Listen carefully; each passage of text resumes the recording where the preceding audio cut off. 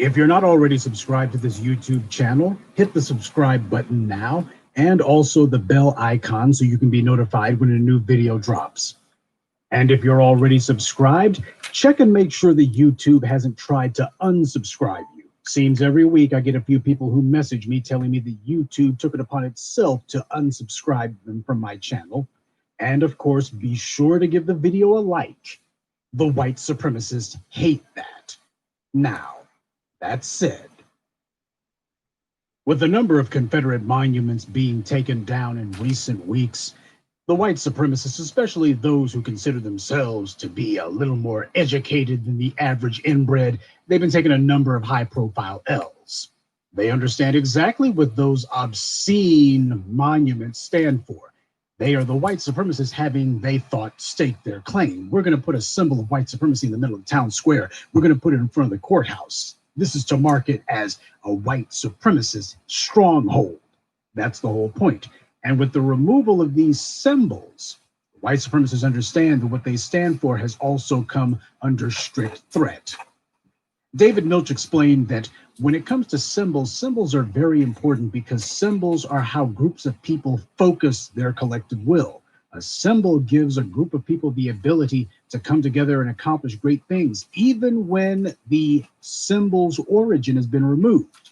The Christian cross being a good example. You don't need Jesus Christ to be there in order to focus the will of the collective. The cross alone, as a symbol of Christianity, that can be enough to focus that collective will. So the power of symbols is profound. That's the reason why tyrants and virtuous people alike use them, because they're powerful. They're able to get people's attention. They're able to get people to do what you want. I always promised myself that at some point I was going to do some sort of video essay dealing with the concept of a national myth. And I know that for some people, it just seems to me that some of the video essays that I think happen to be the most important and the ones that I want people to pay the most attention to because they got the most to say, seems people show the least interest in those video essays. You got to make it about a person in order for people to pay more attention. But a couple of years back, I did a video essay about George Washington, the first fascist, pointing out that with all of those early sculptures and statues of George Washington going all the way up until the middle of the 19th century, they show George Washington always standing beside a fasces. Fasces was the symbol of ancient Rome, and it was where we get the term fascism from. But Mussolini reached back to Roman antiquity for the phraseology that he wanted to use for his new authoritarian regime. And fasces being the symbol of ancient Rome, he looked and said, that's a symbol that I want to use too. Well, in the United States, these guys were all about fascism before fascism was cool. But with that video essay, what I wanted to touch upon and make sure was properly emphasized was that there was a necessity to take George Washington and to deify him, because that's what they did. They commissioned all sorts of sculptures and paintings, all for the sake of making George Washington into a quasi-deity. Now, they didn't do that because they had any particular affection for him. When it comes to the founders of the United States, that was not the first Continental Congress who got together. That was the first American Crime Convention. Gangsters from every part of North America came together to carve up the country and stake out their turf. These men did not like each other. We know that a number of the founders of the United States could not stand each other, John Adams and Thomas Jefferson being the most noteworthy of rivals. Hell, John Adams hated Thomas Jefferson so much, on his very last day on earth, John Adams' last words, the words that he would take with him into eternity were, "And Thomas still lives." He hated Thomas Jefferson so much, here he is about to take his final breath, and the only thing on his mind is, I can't believe that bastard Thomas Jefferson outlived me. That's what he was thinking about, his very last thought on this earth. And of course, we all know about Alexander Hamilton, got himself killed in a duel. I mean, these are the founders of the United States, decent folk. You wouldn't see these guys trying to harm anybody, except for when they were. But the myth of the United States, if you want to have some sort of lie that stands for the long term, you better figure out a way to attach it to some sort of myth. Now, myths should not be confused with legends. The difference between legend and a myth is a legend contains some facts, like Sasquatch. Bigfoot. What the hell is Bigfoot? Well, perhaps Bigfoot was a bear, and there are some bears who, under certain circumstances, will actually walk on their hind legs if their front paws have been injured or something of that nature. Or maybe somebody who, you saw old cousin Cletus or something. He was a little bit drunk and he was running around in his ghillie suit or his, dressed up like Daniel Boone or something. It's hard to say. These clowns talk about Sasquatch. God only knows how much moonshine and meth they were smoking. But legends are usually based on some sort of factual basis. They just play fast and loose with the events. That's how legends are. A myth, on the other hand, is not based on fact at all. It's symbolic, and it's meant to be symbolic. That's the entire point of having a myth. Myths are structured like stories, and that's deliberate. Because the reason that stories are so important to a society, and I don't want to get too far in the weeds, but the reason that stories matter so much to the human experience is because stories provide something that real life almost never provides: context. That's what stories tend to do. Stories tend to put events and tend to put circumstances and people into context. Real life almost never does that. Very difficult to get context from events in real life. And that's the reason why when it comes time to set up your little endeavor and you want people to buy into it, you need to come up with a story. And that story has to be a myth. You can have a legend if you want, but the biggest problem with legends happens to be legends don't awe people. They're not mind-blowing.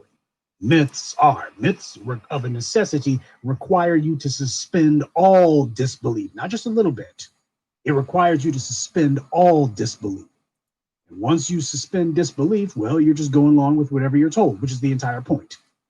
Now, the founders of the United States and their descendants and their successors all the way up until the mid-19th century and beyond, truth be told, they set about a project to deify George Washington. They decided that he was going to be the American myth. Now, of course, when it comes to the United States, there's a number of mythologies and lies and hypocrisies, but the myth had to be centered around George Washington because he was a general. He represented the Marshall Principle, and he also was pushed to become a statesman. This was meant as a means of showing that he was civilized, cultured, whatever. But nonetheless, they showed this guy in Roman attire. These were the ideas of the founders of the United States. It was Thomas Jefferson's idea to do this stuff. Got George Washington dressed up in a toga like he's some sort of Roman. In my video essay about George Washington, the first fascist, I explained to you how in 1865, while the Civil War was basically still going on, you had the U.S. government decide that the ceiling of the Capitol building needed to be painted so that it could be evocative of the ceiling of the Sistine Chapel in Rome. Well, since Thomas Jefferson decided that an Italian should do some of those fake sculptures of George Washington, in 1865, they decided, hey, if it was good enough for old TJ, it's good enough for us. So they got an Italian to do the painting of the ceiling of the Capitol building, of the dome of the Capitol building. And the name of this painting was called The Apotheosis of Washington. The term apotheosis means the deification, elevation to divine status, as Merriam-Webster defines it. That's what they decided to call it. It was a rather ridiculous replica of the ceiling of the Sistine Chapel, except instead of having God on his throne, they decided to put George Washington there as well. I can only imagine how many people must have been snickering at themselves when they saw that.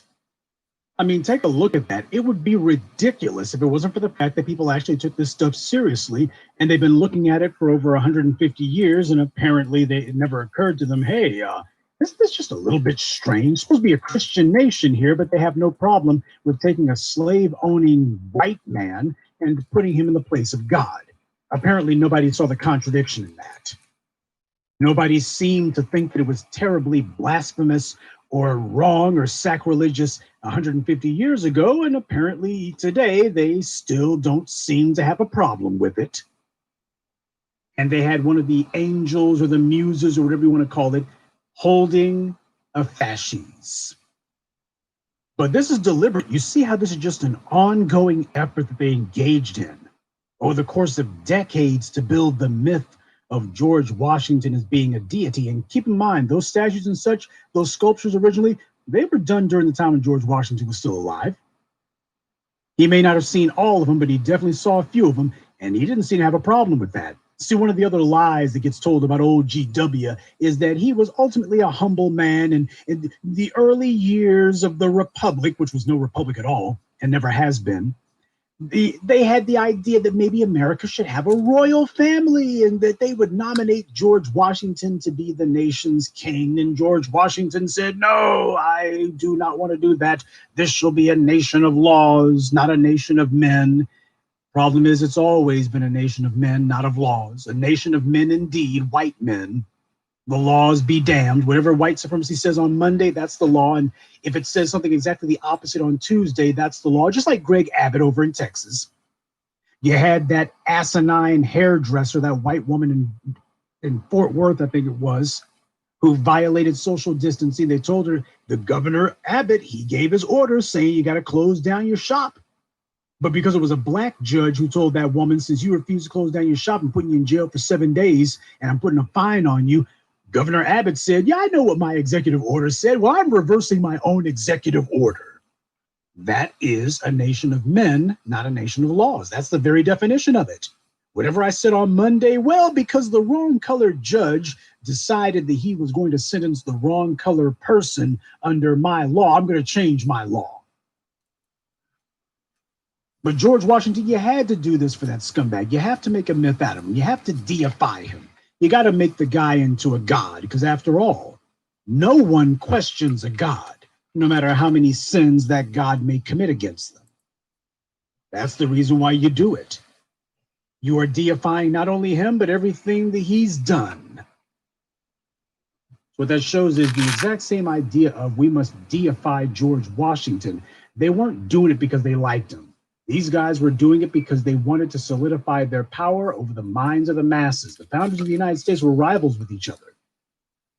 But they understood that they need to put that rivalry aside if they were going to keep the people enthralled, if they were going to keep the people in line.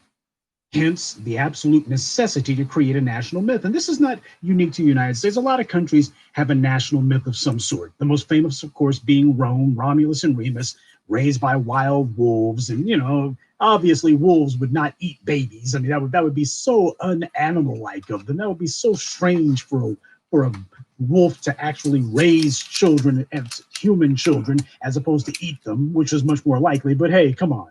When you're trying to find a way to otherwise whitewash or to try to put a thin patina of rationality to the savagery of Rome, that's what they were doing with the lie about Romulus and Remus. That myth, a complete bald-faced lie on its face that nobody with sanity would believe. Japan's got one too, especially about the royal family, about the emperor's family descended from the goddess Amaterasu, etc. And God's tears fell and those became the islands of Japan. A lot of countries have a national myth. And that's important because national myths tend to be superlative in nature. That way people don't question it. But what happens when you have years or even centuries where people try to live in a lie? Because myths are not real, they're lies.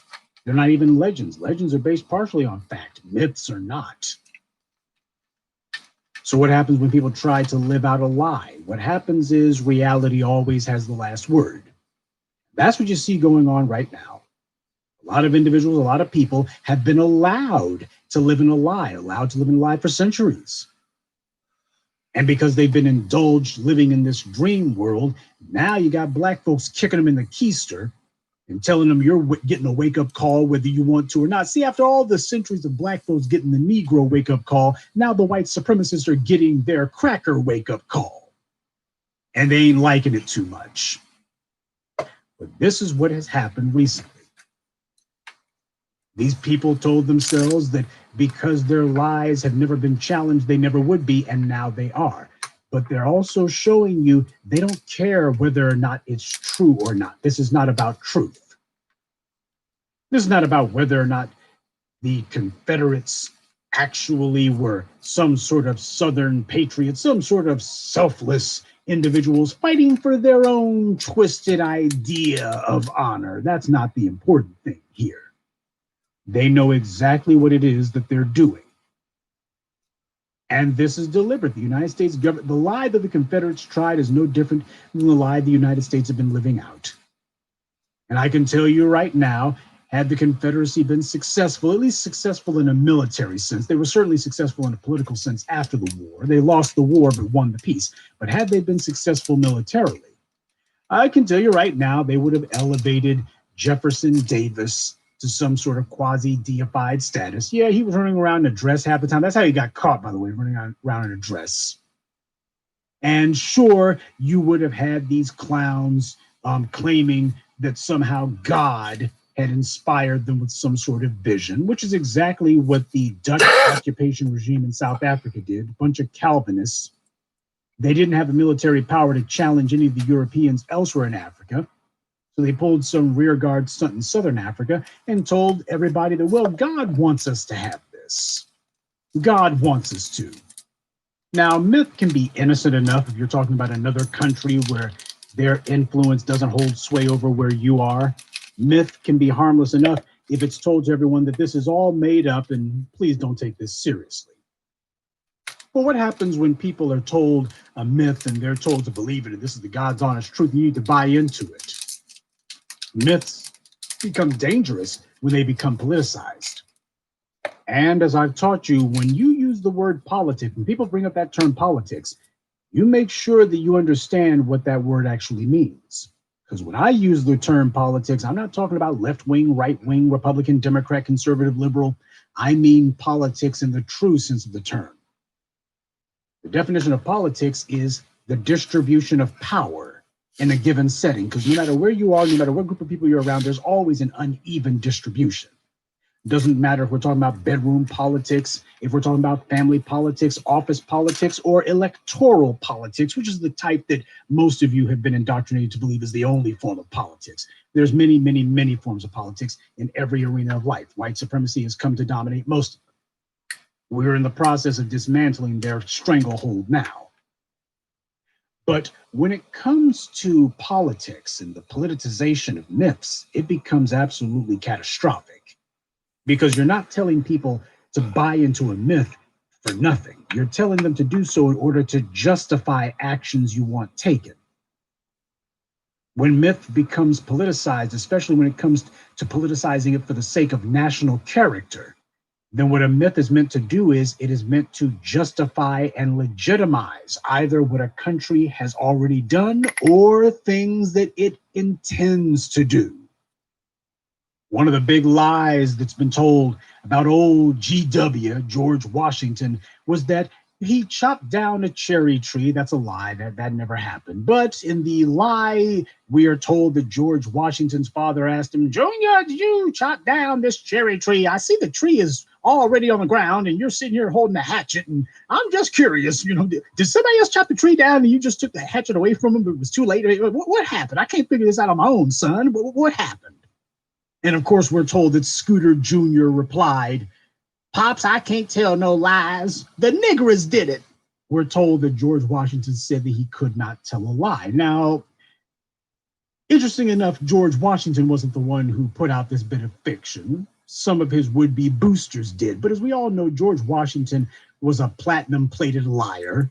He told Black people that if they helped him to defeat the British, that he would abolish slavery, and we all know how that one turned out. We all learned how good George Washington's word was, now didn't we? Well, it turned out he could tell a lie after all, couldn't he? But that's the entire point.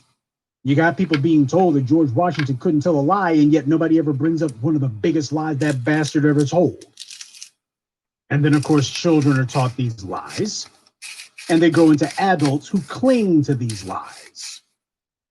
But of course, the entire point of creating the myths around these individuals, whether it's George Washington or TJ or JD or any of the rest of these slave-owning clowns, the entire reason of creating these lies happens to be in order to ennoble or otherwise give some thin patina of respectability and dignity to a bunch of rapists and thieves and cutthroats and genocidal murderers. That's the entire point. And the individuals who cling to these lies, they understand that's the point too.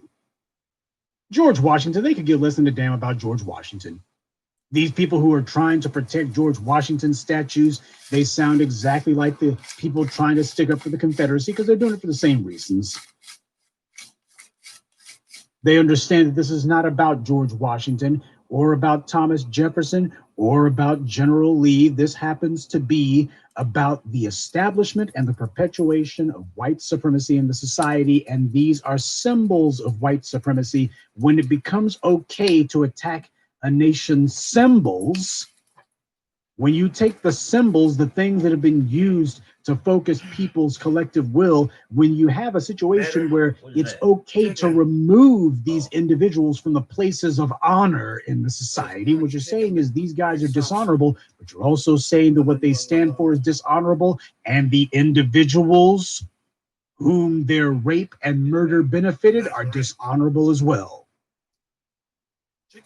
You see, white supremacy has always promoted itself with the lie that, well, it's basically decent. That's part of the reason why they try to figure out some way to clean it up.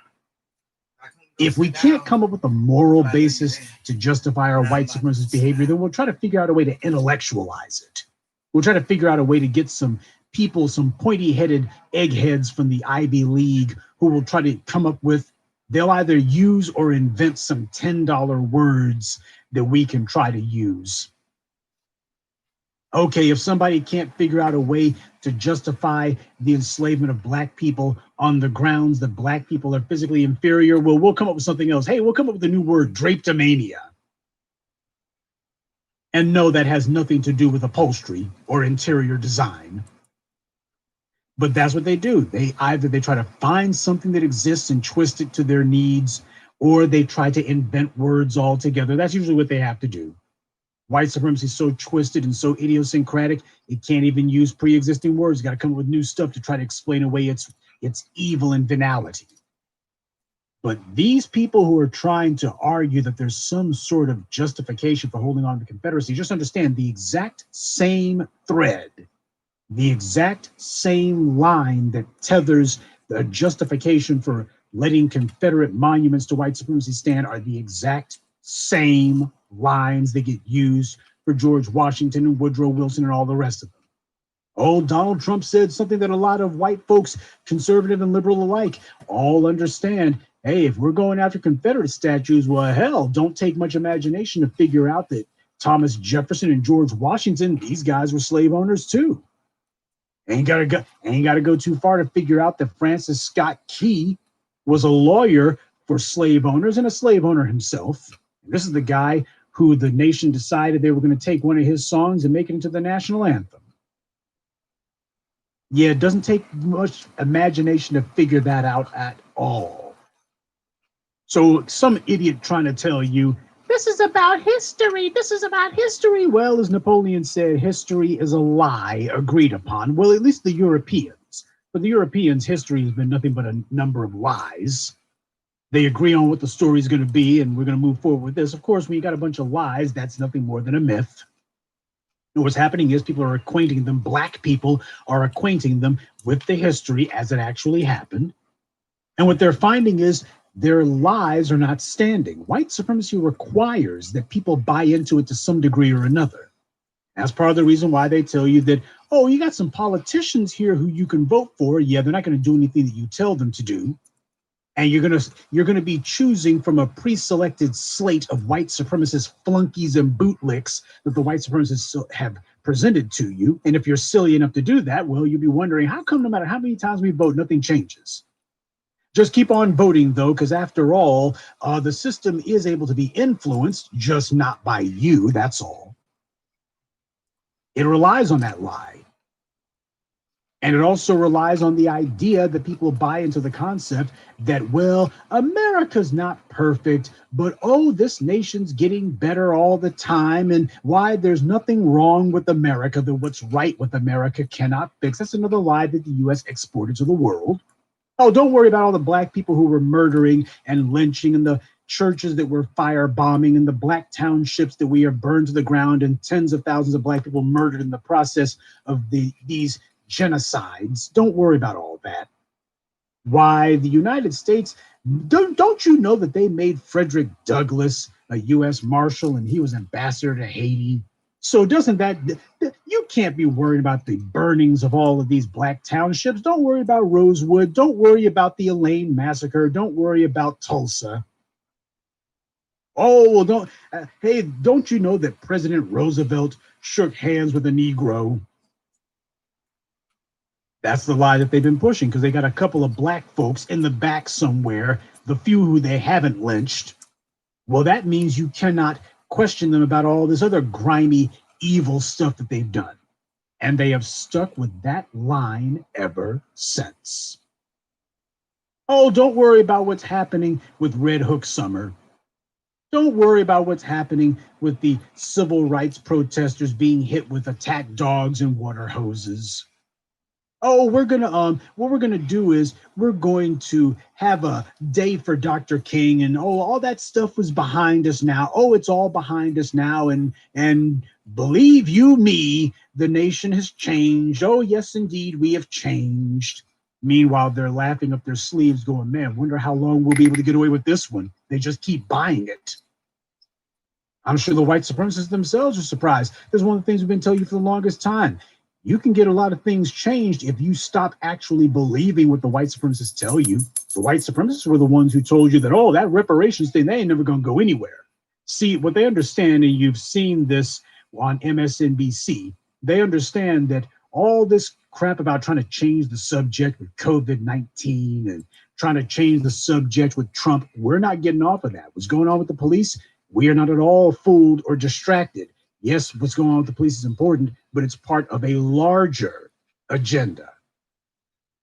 And reparations is going to be on the ballot. And whatever candidate stands for reparations, cash reparations, that's the one who gets the vote. The other one does not. Oh, yeah, the white media is slowly but surely realizing, wait a minute here.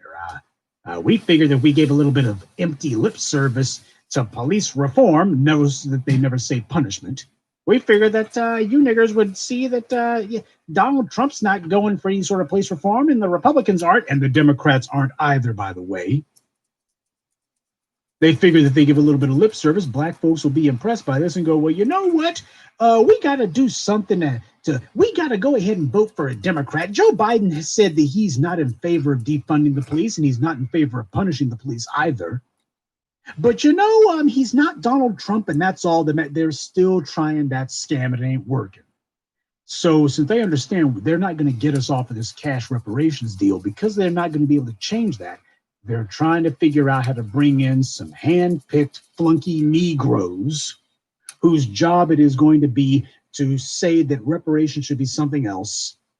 And they're going to look at these hand-picked flunkies that they brought in and say, well, this Negro who we paid for to be on one of our segments and say the reparations should be something else, we think that we should listen to them.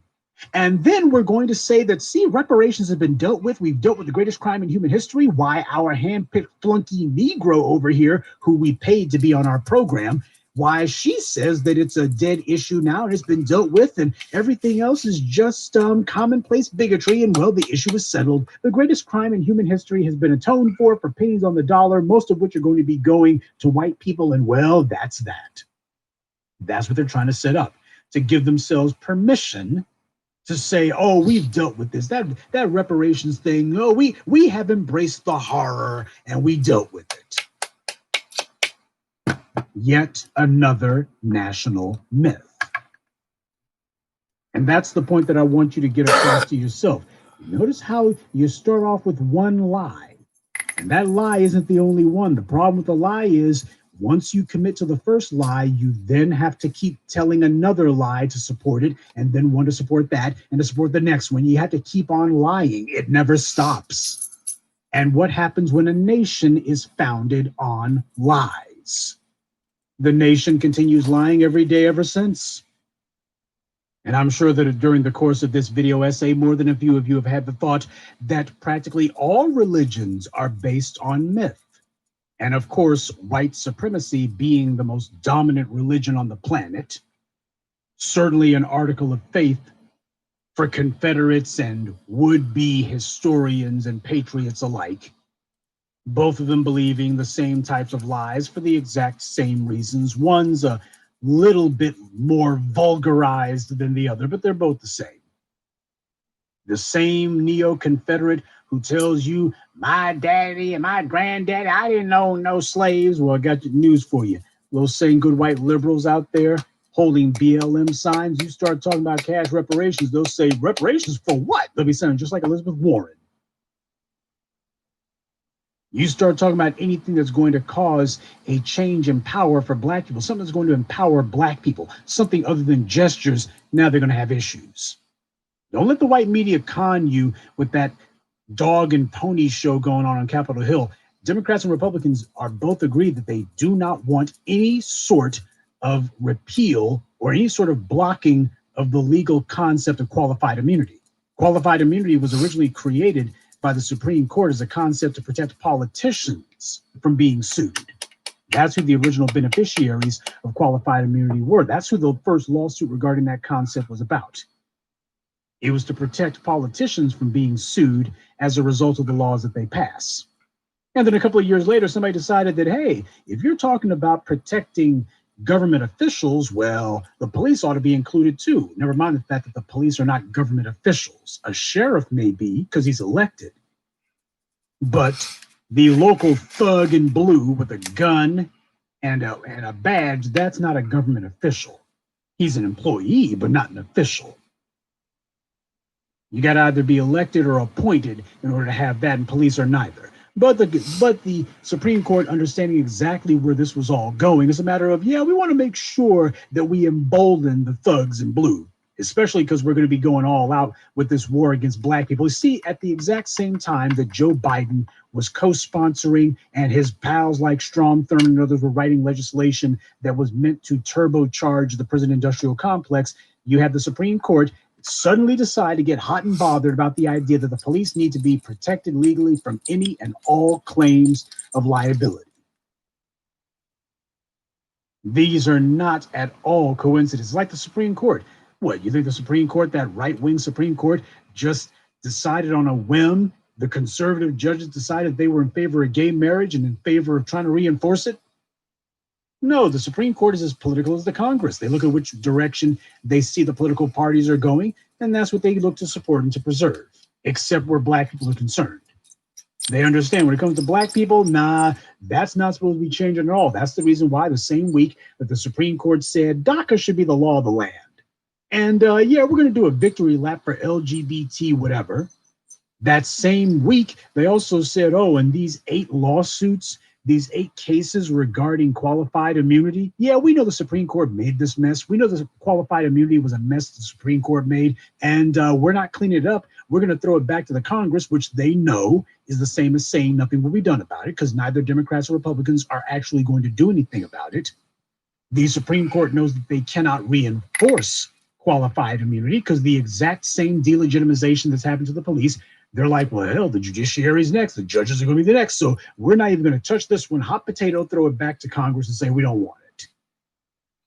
So while I'll be the first one to tell you that the removal of these obscenities in public, which is what these so-called monuments are, I'll be the last one to tell you that these are irrelevant or even small things. I don't want you thinking it's the end all and be all.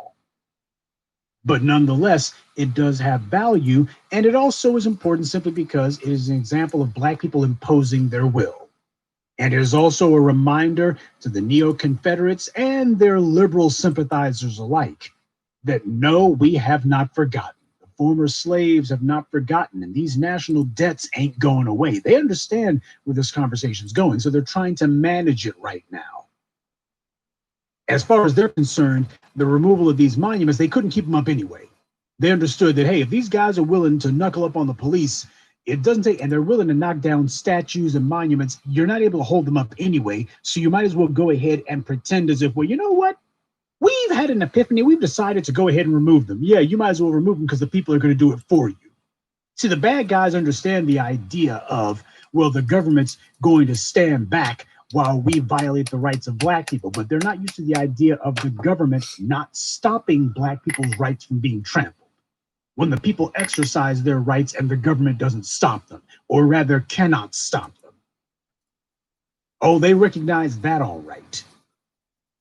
And especially when it's black people who are exercising those rights, they're understanding, well, the only thing really that we've had to keep these niggers in check is organized violence, pretending to be law enforcement. And well, the niggers, they just been letting us kill them. And then they pretend that the DA, we got to wait to see what the DA says. We know what the DA is going to say. And we'll hand it over to the judge, who, by the way, just got through coming back from the local clavern. Nice little cross burning we had. And they're just going to sit back and wait and see what these guys do. And of course, when they come back, when the DA says ain't no charges or the judge says I'm throwing the case out, well, we'll have our white liberal friends say, well, the system ain't perfect, but it's all we got and maybe another law. What they're seeing is the people are looking and going, well, obviously we got more than enough laws in the books. The problem happens to be the people who have decided to call themselves administering the law. It's the people who need to be dealt with. The laws are fine. The laws can stay. It's the people who have taken over these apparatuses and these institutions. They're the ones who have to go, whether they want to or not. That's what they're seeing happening here. Hell, when you got the slow coast over at Fox News who have enough wit to call this out, they understand. People are not going to be looking to the ballot box to solve these issues. What they're scared of, what they're really concerned about is the next time the police decide they're going to kill somebody or that they're going to harm someone, the people are like, we're not going to the DA. We don't care about any special prosecutor. We're not concerned about any sort of government oversight. Handling police violence is going to be a local issue. It is going to be an issue for the citizenry. That's what they're concerned about. Well, it's a mess of their own making, since these white supremacists have refused to rein themselves in. They have left the public no choice but to rein them in. And because the politicians and the judges and the white media have been cheerleaders and protectors and apologists for all of this white supremacist with a badge violence, people are looking and going, don't listen to the media, ignore the politicians, and the judges are irrelevant. They created the circumstance. And now they're trying to pretend as if, we're going to get out in front of this thing. And you citizens, you guys need to wait on us. And you know what? We've had an epiphany and we're going to regain our legitimacy by pretending as if we're with the people. Yeah, because they can't stand against the tide of history that the uprising represents. So that being the case, they're going to pretend for a hot minute to be part of it. And then as soon as they think that they've got a few people buying into the scam, then it's going to be all right, back to the same. We're going to lead you guys back to the same old, same old. What they're waiting to see is, are the people going to wait for them to solve a problem that they created? Black people did not create the problem of police violence against black people. We are not the ones who created the slave catchers. We're not the ones who created the legal and social environment and climate of permissiveness for all of this anti-black violence. We didn't create that. The white supremacists did. And you got black people looking and going, you know what? We're not going to wait for the white supremacists to fix a problem that they created. And if the people make it very clear that the police and the politicians and the judges have no authority, then how are they going to hold on to the positions that they have? How are they not going to be punished? That's the big question. That's the sum of all fears for them. You got a situation where the citizenry looks and goes, all of these guys are illegitimate. That doesn't mean that people are going to say, well, there's not going to be any sort of law enforcement. Sure, there'll be law enforcement. But it's going to be what the people choose, who the people choose, how the people choose it's supposed to be. And of course, as with all uprisings, when the people decide that the ones who have been mistreating them are going to be held to account, well, that's going to be going too. But this is all meant to derail that process. Do not think that a couple of gestures and tokens is somehow a change. This is the time to be having sharp elbows. This is the time to be stepping on the white supremacy's toes hard with those lead-lined, iron-heeled gunboat boots. This is the time to be doing that. This is not the time for any sort of timidity or meekness. This is the time to make it very clear this is what our demands are. and you won't redefine it, and we're not going to be arguing about it, and we don't give a damn how many times you say no. We only need to be able to impose our will once to get your mind right. Power is not about asking. Power is about taking. Power is not about getting permission. Power is about assuming it. Reminds me of that rap song I heard one time. I forget who the guy's name is. I'm sure I'll have people in the comment section carpet bombing me with the answer.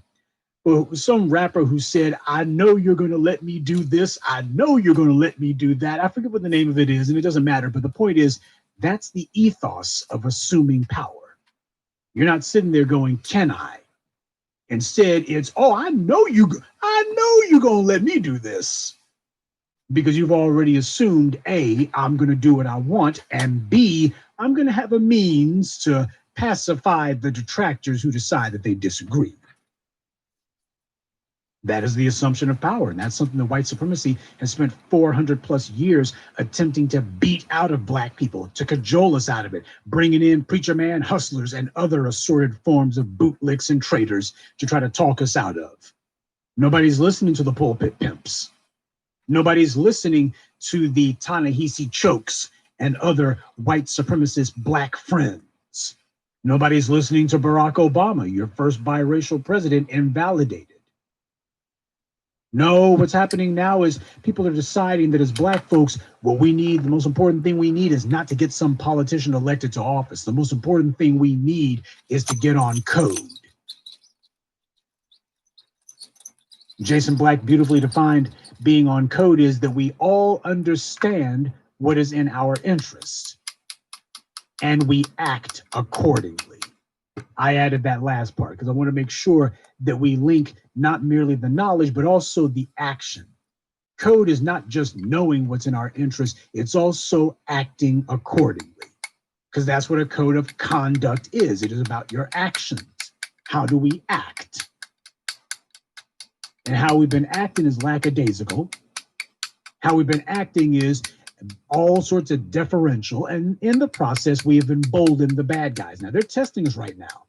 They want to see if we're serious about whether or not the white supremacists are going to be punished. Because they're like, oh, the politicians ain't going to do it. Let's see if we're going to go ahead and test the electric fence and see if we get shocked again, see if we get zapped again.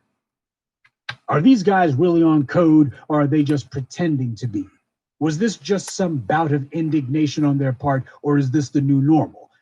Because the reason that all of these profane obelisks are being taken down is not because black people have made a moral argument. Black people have been making moral arguments for the longest time. When black people showed, we're going to go and take them down ourselves. And you better not be thinking that you're going to be sending any thugs with badges to tell us that what we will and will not do. Don't think that's going to be happening. When black folks decided that they were going to act in their own self-interest, independent of what any white supremacist who has assumed political power may think of the matter, when black people started assuming power, that's what made these white supremacists decide, we better pretend as if this was our idea. We got to get out in front of this. We can't have these guys doing, we got to get out in front of this somehow. That which you cannot defeat, that which you cannot control, you have no choice but to accept. But by challenging these symbols of white supremacist dominance, by either destroying them outright or at the very least forcing the white supremacists to remove them from the commons, from the places that belong to everyone, the white supremacists realized there would be mark of white supremacist dominance. We're marking our claim. Your claim just got revoked. And it got revoked by the former slaves. And there was nothing you could do about it. This is something white supremacy cannot stand. White supremacy must be supreme. Oh, that doesn't mean that black folks can't complain. It just means that it doesn't mean anything. Black folks' complaints don't actually result in anything changing. But now it's being changed. And the politicians have had nothing to do with it. And that's what bothers them. That's what scares them. That's what they're worried about. And that's what they're attempting to get us to stop. Can they get us to wait? If people just wait on these white supremacist politicians and their black bootlicks, well, surely they'll just go back to that. Surely they'll go back to waiting on white supremacy to clean up its own act. Whether or not they are right is entirely up to you, but understand that one of the most dangerous myths that white supremacy has been able to get to take hold and establish is a myth that doesn't really involve the white supremacists directly. It's one that involves us. Arguably the biggest lie that white supremacy has pushed, at least as far as the United States is concerned. The biggest national myth that the US has been trying to promote and push and establish in the world mind is that the United States is somehow uniquely morally right. The US has a sort of moral authority. Now, they started off, of course, with other white people claiming that we're not like Europe. We don't persecute people on the basis of religion. That was a lie that they tried to put forward to establish moral authority with other Europeans. Oh, religion being the principal means by which certain groups of white people differentiated themselves from other groups of white people, which is what they usually mainly meant. All that stuff that was going on in the 90s in the former Yugoslavia, that was actually ethnic warfare claiming to be about religion. Same thing goes in Ireland. That was ethnic warfare claiming to be about religion. But the lie the US put forward is that it is uniquely suited and uniquely just for the United States to say what should be, because the United States has the moral authority to do so. Because the United States is a place where democratic norms are respected and people's rights are respected and such. Except dealing with black people puts the lie to all that. But the world would overlook it as long as black people could be ignored. When black people start causing a ruckus, then all of a sudden, well, these niggers sure are getting a little rowdy. Then that's a situation that they can't control. But they've been telling that lie about how the United States is uniquely suited to lecture the rest of the world about morality. Abraham Lincoln, the United States is the world's last best hope. For what? I don't know. Woodrow Wilson, we must make the world safe for democracy. Meanwhile, black folks are being lynched from every tree that they can find. You haven't even made the US safe for democracy. Though, of course, what goes unsaid is democracy. They're talking about white folks. They ain't talking about black people. Democracy, freedom, laws, the human rights. That's not that. They weren't talking about black people.